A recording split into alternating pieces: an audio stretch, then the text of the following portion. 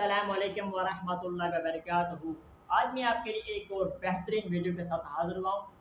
Engineer محمد علی مرزا کا بہترین بیان، یزید بن معاویہ کے کرتوت اور اس کی موت، بہترین بیان ہے، ونڈرفل بیان ہے۔ آج ہم جانیں گے یزید بینیفیشری ہے سسٹم کا۔ ان کو اگر اسلامک ہسٹری ذرا سے بھی پتا ہو، اہل سنت کی ساری تاریخ کی کتابیں اٹھا کے دیکھ لیں آپ، البدایہ والنہایہ جسے تاریخ ابن کثیر کہتے ہیں، تاریخ طبری اٹھا کے دیکھ لیں، تاریخ ابن خلدون اٹھا کے دیکھ لیں، ابن عساکر اٹھا کے دیکھ لیں، سب میں ڈیٹیلز موجود ہیں اور وہ فٹ ان بیٹھتی ہیں بخاری مسلم کے حدیث میں۔ وہ حدیث بھی اس میں نے لکھی ہوئی ہے کہ کوفے کا گورنر تھا نعمان ابن بشیر، صحابی رسول صلی اللہ علیہ وسلم۔ جب حضرت حسین علیہ السلام کے بارے میں پتا چلا یزید کو کہ یہ آ رہے ہیں وہاں پہ اور کوفے سے یہ ایک قیام کریں گے اور دعوت حق لانچ کریں گے، سب سے پہلا اس نے ڈیسیژن کیا کہ نعمان ابن بشیر کو کوفے کے گورنری سے ہٹا دیا۔ یہیں سے اس کی 2 نمبری شروع ہو گئی ہے۔ یہ کہتے ہیں پروف دیں، پروف آپ کو پتا ہے کیا ہے؟ اس لیے کہ نعمان ابن بشیر صحابی تھے، ان کو پتا تھا حضرت حسین کے ساتھ تو میں کوئی نیگیٹو نہیں کر سکتا، تو نرم رویہ رکھتے تھے۔ اور عبید اللہ ابن زیاد کو اس نے بھیجا۔ عبید اللہ ابن زیاد ایک ظالم آدمی تھا۔ صحیح بخاری میں انٹرنیشنل نمبر کے مطابق 3748 نمبر حدیث ہے کہ حضرت حسین ابن علی کا سر کاٹ کر عبید اللہ ابن زیاد کے سامنے تشت میں لا کے پیش کیا گیا۔ اللہ کی لعنت ہو، تمام فرشتوں کی لعنت ہو، تمام لعنت کرنے والوں کی لعنت ہو جن لوگوں نے حسین ابن علی کو اس طریقے سے شہید کیا۔ یہ صحیح بخاری شریف ہے 3748 انٹرنیشنل نمبر کے مطابق، جس میں امام بخاری نے حسین کے ساتھ علیہ السلام لکھا ہے، اور آپ لوگوں کے پیٹ میں آج تک درد ہو رہی ہے۔ دارالاسلام والوں نے تحریف کر کے علیہ السلام کاٹ دیا اس میں سے، لیکن سعودیہ کا جو مکتبۃ شامل ہے اس میں موجود ہے، دارالکتب العلمیہ کا جو بیروت کا چھپا ہوا ہے اس میں موجود ہے، اور اہل حدیث کی جو سب سے بڑی سائٹ ہے حدیث کی کتابوں کی sunna.com اس میں موجود ہے، اسلام 360 میں موجود ہے، اور اس میں بھی عربی میں علیہ السلام ہے، اردو میں مولوی نے رضی اللہ تعالیٰ عنہ کیا ہوا ہے۔ تحریف، یہ ہے تحریف۔ تو سر جب آپ چوری کریں گے نا اتنی سی بھی، تو اللہ نے ایک بلا آپ پہ چھوڑی ہوئی ہے جو مولانا شریف کو بخاری شریف سے باہر نکال کے پھینکتی ہے اور لوگوں کو بتاتی ہے یہ بخاری شریف ہے اور یہ مولانا شریف ہے۔ حسین ابن علی کا سر کاٹ کے سامنے رکھا گیا، اس نے کچھ کلام کیا تو حضرت انس ابن مالک پاس کھڑے تھے، تڑپ اٹھے، انہوں نے کہا سب سے زیادہ رسول اللہ کے ہم شکل حسین ابن علی تھے۔ تو یہ ان لوگوں کا، اور یہ تھا گورنر کوفہ جو لگایا اس کام کے لیے گیا تھا۔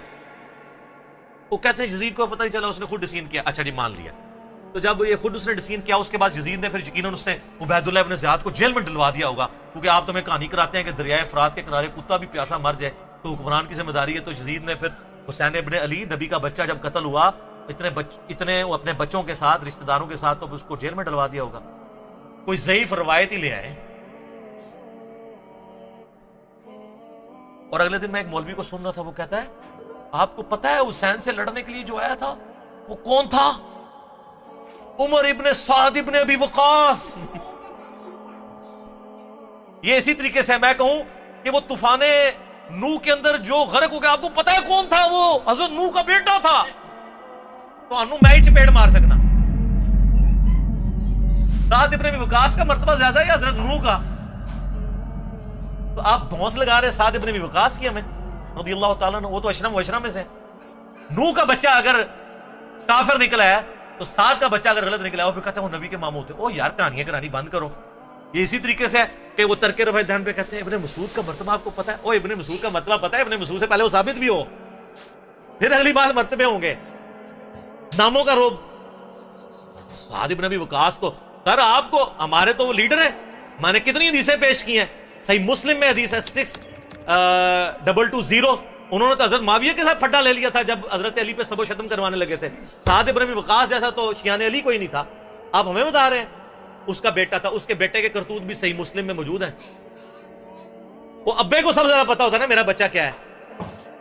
ابھی تو کربلا ہوا نہیں ہوا تھا، صحیح مسلم اٹھا کے آپ جا کے نا عمر ابن سعد لکھیں اور صحیح مسلم کو سلیکٹ کریں تو حدیث آئے گی کہ حضرت سعد ابن ابی وقاص بیٹھے ہوئے تھے، ان کے سامنے ایک اونٹ سوار آیا، تو ساتھی کہتے ہیں کہ حضرت سعد ابن وقاص نے کہا اے اللہ اس اونٹ سوار کے شر سے میں تیری پناہ میں آتا ہوں، اور جب وہ اترا تو ان کا بیٹا تھا عمر ابن سعد۔ سعد ابن وقاص تو اپنی زندگی میں اپنے بیٹے کو شیطان کی طرح سمجھتے ہوئے وہ اللہ کے حضور جو ہے وہ پناہ مانگا کرتے تھے. اور دیکھ لیں سعد کی پھر کرامت ویژن دیکھ لیں. اور وہ آگے کہتے ہیں ابا جی سارے لوگ خلافت میں آپ بھی کوئی حصہ لے لیں, کوئی گورنر شورنر بن جائے. شروع تو ہی لالچی سی, اور اسی کو رائے کی لالچ دی تھی. میں بتا رہا ہوں تاریخ اسلام میں جو باتیں ہیں نا آل امیہ کی بدماشیوں کو ہائی لائٹ کرتی ہیں, فٹ ان بیٹھتی ہیں بخاری مسلم. یہ لشکر لے کے آیا تھا حضرت حسین ابن علی کے خلاف لالچ پہ, اس کا اثر کیا ہوا بعد میں؟ تو یہ پورا پلان ہوا تھا. اور اگر کہتے ہیں نہیں یہ حادثاتی طور پہ ہو گیا تو بعد میں پھر سزا دینی چاہیے تھی, کوئی سزا نہیں دی ہے. الٹا اس کے اوپر آپ کو پتا ہے مدینے والوں نے بیعت توڑ دی تھی یزید کی, حالانکہ وہ پہلے بھی تلوار کے زور پہ لی تھی حضرت معاویہ نے رضی اللہ تعالیٰ عنہ. ہم تو رضی اللہ عنہ ہی کہیں گے, ہماری مجبوری ہے. تانوں نبی دا منہ ماردا ہے, تانوں نبی دا منہ نہیں ماردا, تسی آج تک یزید دی وکالت کر رہے ہو. لیکن ہم صرف نبی علیہ السلام کو دیکھنے کی وجہ سے احترام کرتے ہوئے رضی اللہ عنہ کہہ دیتے. یہ فرق ہے علی کے شیعہ میں اور معاویہ کے شیعہ میں. علی کے شیعہ پھر ایسے ہوتے ہیں, شیعہ پولیٹیکل ٹرم. تو اہل مدینہ نے بیعت توڑ دی, جو یہ پیش کرتے ہیں بخاری مسلم سے کہ عبداللہ بن عمر لوگوں کو سمجھاتے تھے یزید کی بیعت نہ توڑو. تو وہ جو جن لوگوں کو سمجھا رہے تھے انہوں نے انجینئر صاحب کی ویڈیوز دیکھ کے بیعت توڑی تھی. وہ کون تھے؟ وہ بریلوی تھے, جو بندی تھے, اہل حدیث تھے, شیعہ تھے. کون تھے؟ صحابہ اور تابعین تھے جو بیعت توڑ رہے تھے. تو اس سے یہ بھی تو ثابت ہوتا ہے,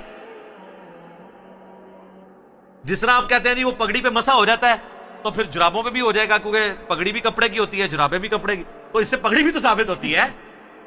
آپ تو ننگے سے نماز پڑھتے ہیں, آپ تو لال رومال رکھتے ہیں, تو پگڑی بھی تو ثابت ہوتی ہے.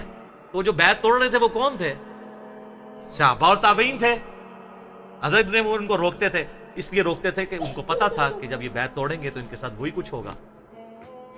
اور اسی وجہ سے حضرت حسین کو بھی ابن عمر سمجھایا کرتے تھے. میرا یوٹیوب پہ کلپ بھی ہے یہ, جو ایک انہوں نے ایک اور چھوڑی ہوئی ہے نا بات کہ جی وہ حضرت حسین نے 3 شرائط رکھ دی تھی. اتنی بڑی کہانی کرائی ہے, اس کے اوپر میرا کلپ موجود ہے. میں تو اس پہ گھنٹوں زبانی بول سکتا ہوں. تو پھر جب وہ بیعت توڑی ہے تو اس نے مدینے کے اوپر چڑھائی کروا کے واقعہ ہررا ہوا. بخاری مسلم میں درجنوں حدیث ہے کس طرح قتل و غارت ہوا, عورتوں کی عصمت دری ہوئی. اور پھر ساتھ ہی اس کے بعد خانہ کعبے کے اوپر چڑھائی کی, کیونکہ عبداللہ ابن زبیر بھی نہیں بیعت کر رہے تھے یزید کی. خانہ کعبہ کا غلاف اور ایک دیوار ڈیمیج ہو گئی. پھر یزید مر گیا تو پھر حضرت ابن زبیر نے کہا تمہارا شیطان مر چکا ہے, واپس جاؤ. پھر وہ واپس گئے. پھر 9 سال تک ابن زبیر نے خلافت قائم کی مکے کے اندر اور مدینے کے اندر. حضرت حسین ابن علی کے بعد ان کو خلافت کا ایک موقع ملا. تو اس طریقے سے یہ چیزیں بالکل کلیئر ہیں. لیکن وہ بات میں مولانا اسحاق صاحب والی کروں گا کہ بات اس لیے سمجھ نہیں آتی کہ آپ یزید سے شروع کرتے ہیں. جب تک آپ بات پیچھے سے شروع نہیں کریں گے آپ کو بات سمجھ نہیں آئے گی. اگر آپ 1857 کی جنگ آزادی کو نہیں سمجھیں گے آپ کو 1947 میں 2 قومی نظریہ سمجھ میں نہیں آئے گا. اور جب تک 1947 میں مسلمانوں کی قربانیوں سے جو ملک بنا ہے وہ آپ نہیں سمجھیں گے تو آج آپ کو نہیں سمجھ آئے گی کہ پاکستانی عوام کیوں اسلامی نظام یہاں پہ چاہ رہے ہیں. اس لیے کہ وہ کہتے ہیں ہمارے بزرگوں نے پاکستان بنایا اس لیے تھا کہ پاکستان کا مطلب کیا, لا الہ الا اللہ. یہ سیکولر اینکر بیٹھ کے جو باتیں کر رہے ہیں ان کو یہ کیسے سمجھ آئے جب تک آپ پیچھے نہیں چلیں گے. اگر آپ مشرف کے دور سے شروع کریں گے تو آپ کو نہیں سمجھ آئے گا کہ ملک سیکولر ہے یا اسلامی ہونا چاہیے. پیچھے چلنا پڑے گا. یزید کے دور سے آپ کو یہ کہانی سمجھ نہیں آئے گی جب تک آپ پیچھے نہیں چلیں گے. اور پیچھے جانے کے لیے آپ کو یہ پڑھنا پڑے گا.